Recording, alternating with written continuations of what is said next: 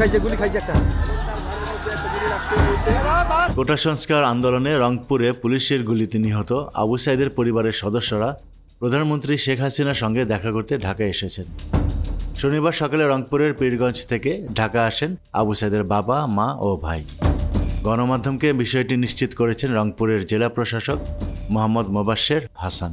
তিনি বলেন, আবু সাইদের পরিবার প্রধানমন্ত্রী শেখ হাসিনার সঙ্গে দেখা করার আগ্রহ প্রকাশ করেছিলেন। পরে প্রধানমন্ত্রীর সঙ্গে তাদের দেখা করার সার্বিক ব্যবস্থা করা হয়েছে। আবু সাইদ হত্যার বিচার, পরিবারের দায় দায়িত্ব সহ নানা বিষয়ে কথা বলতে রোববার প্রধানমন্ত্রীর সঙ্গে তারা দেখা করবেন বলে জানা যায়। প্রসঙ্গত, গত 16 জুলাই দুপুরে কোটা সংস্কার আন্দোলনে সাধারণ শিক্ষার্থীদের সঙ্গে মিছিলে অংশ নেন বেগম রোকেয়া বিশ্ববিদ্যালয়ের ইংরেজি বিভাগের শিক্ষার্থী আবু সাইদ। এই আন্দোলনে বিশ্ববিদ্যালয়ের অন্যতম সমন্বয়ক হিসেবে তিনি মিছিলের সামনে থেকে নেতৃত্ব দেন।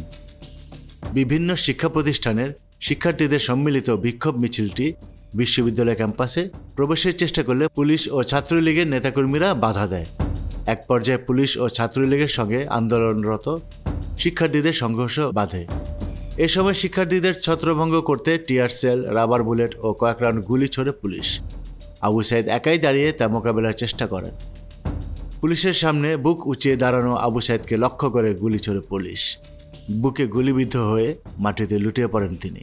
তাৎক্ষণিকভাবে রংপুর মেডিকেল কলেজ হাসপাতাল নেওয়া হলে চিকিৎসক তাকে মৃত ঘোষণা করেন।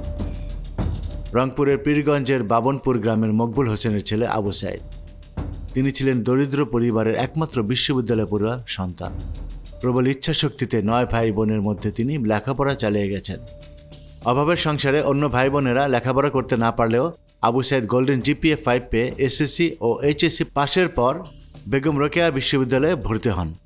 ইংরেজি বিভাগের 12তম ব্যাচের শিক্ষার্থী ছিলেন তিনি।